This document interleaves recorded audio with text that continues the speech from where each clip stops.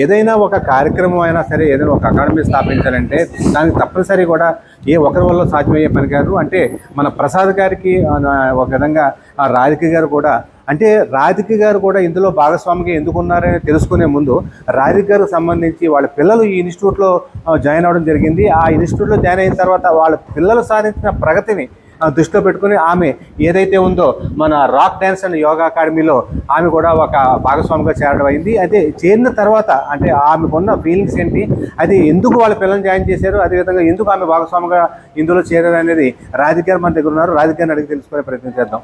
Madam నమస్తే. नमस्ते।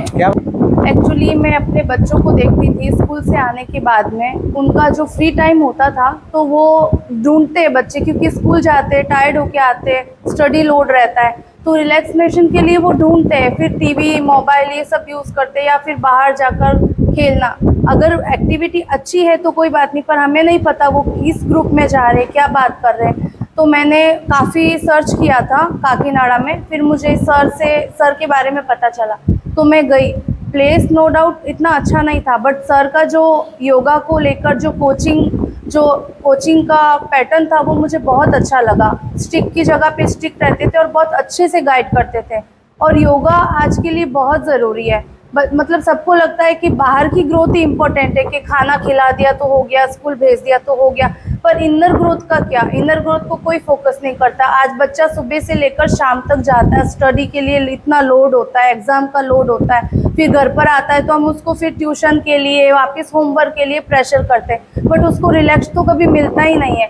तो योगा माइंड रिलैक्स के लिए, ब्रीथिंग एक्सरसाइज के लिए और इनर ग्रोथ के लिए बहुत ज़रूरी है, बट उसकी अवेयरनेस अभी तक हुई नहीं है इतनी, सोसाइटी में नहीं है इतनी अवेयरनेस। सबको लगता है बच्चा खेल लेगा तो रिलैक्स हो जाएगा, या टीवी या मोबाइल देख लेगा तो रिलैक्स हो जाएगा, पर योगा से जो अंदर का इनर ग्रोथ होता है वो बहुत इम्पोर्टेंट है। बच्चे को कामनेस होता है, रिलैक्सेशन होता है, बच्चा फोकस कर सकता है, कंसंट्रेशन पावर पर बढ़ता है उसका, अच्छे से उसको समझ में आता है कि पेशेंस ही कैसे लेकर आनी है लाइफ के अंदर में, और ये सब योगा के बिना नहीं आ सकता है। तो yoga is very important, but इतना अवेयरनेस नहीं है अभी पेरेंट्स में। सबसे पहले तो पेरेंट्स को अवेयर होना पड़ेगा इसके लिए, तो बच्चों को इसका इम्पोर्टेंस पता चलेगा। ओके।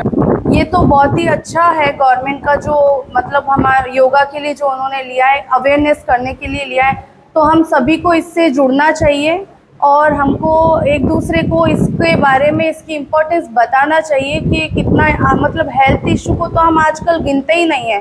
सुबह से लेकर शाम तक वर्कलोड रहता है, बड़े पेरेंट्स है तो बिजनेस के लिए, या हाउस मदर्स है तो हाउसवाइफ है तो हाउस वर्क के लिए बिजी रहता है, और बच्चा है जो स्टडी के लिए रहता है। बस हेल्थ के लिए तो हमारा फोकस नहीं है, और उसके बाद में जो हमारा हेल्थ के ऊपर खर्च होता है, डॉक्टर्स के पास जाते हैं और हम इरिटेट होते हैं, एंजाइटी होती है, ये डिप्रेशन है, सब इसी की वजह से, क्योंकि हमारा हेल्थ को लेकर इतना अवेयर ही नहीं है। और हेल्थ के लिए सबसे जो मेन चीज़ है वो योगा बेस्ट है, क्योंकि उसमें ब्रीथिंग एक्सरसाइज, मेडिटेशन, आसन से जो मसल स्ट्रेंथ है वो सब कुछ होता है, तो बेस्ट है।